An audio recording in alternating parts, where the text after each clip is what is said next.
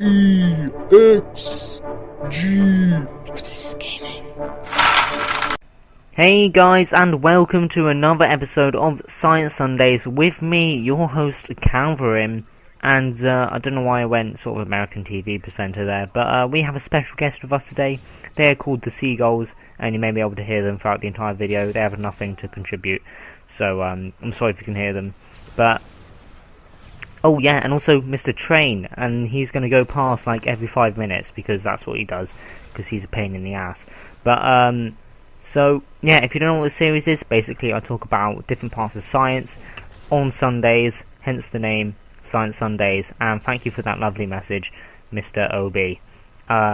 Even though he isn't a Mr, he's more Mrs, but whatever.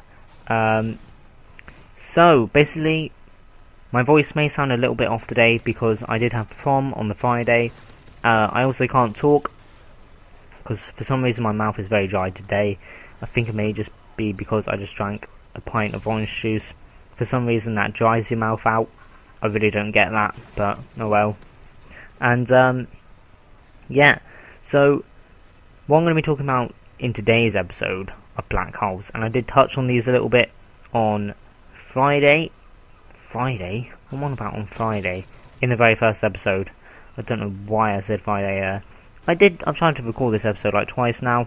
I don't know why, but the other gameplay I've got, this one's Modern Warfare 3, the other one is Black Ops 1. These are very old gameplays. I don't know what they are. I just sort of found them, put this together, and that's why this episode's going to be late, because I had prom and everything. I was very busy, and I'm actually making this on the Sunday, so I'm not sure when it's going to be uploaded. Hopefully before midnight on Sunday. But yeah, so let's talk about black holes, shall we?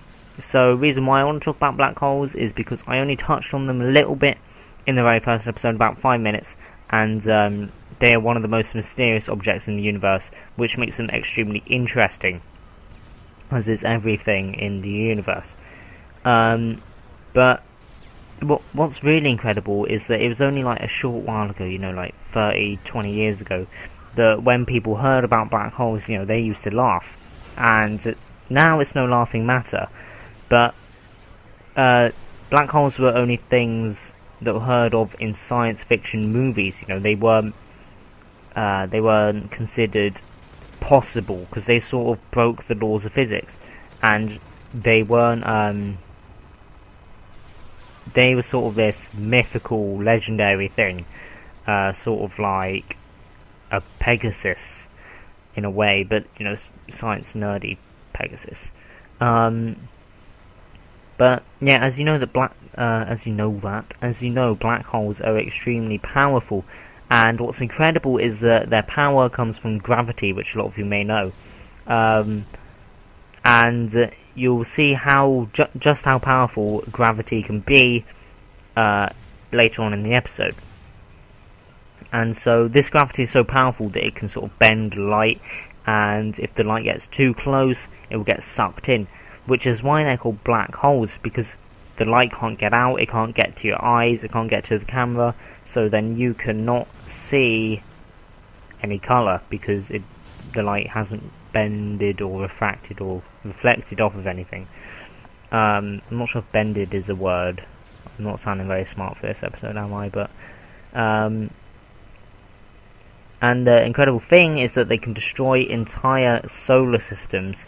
And the disturbing thing is that we know that there are black holes roaming around our galaxy, and there's quite a lot of them, which has lately been discovered. And the even more disturbing thing is that if one came into our galaxy, into our solar system, it would be the end of us.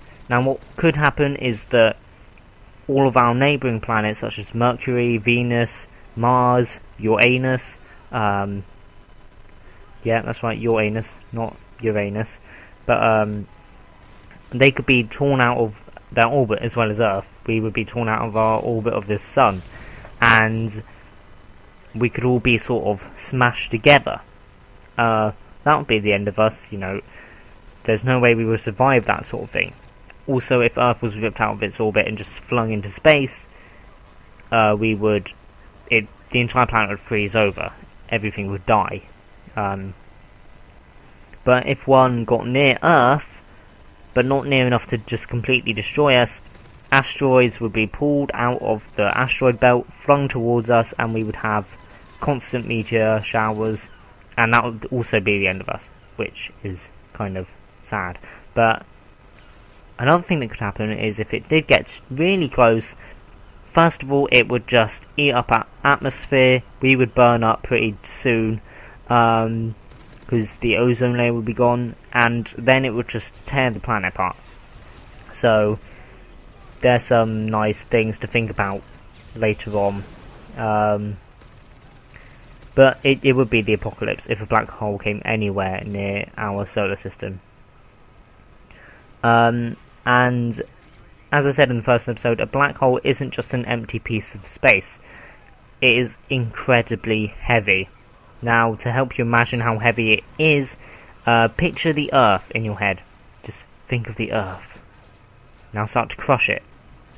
And then keep crushing it until the atoms themselves start to collapse, which means they just start to get crushed. Now,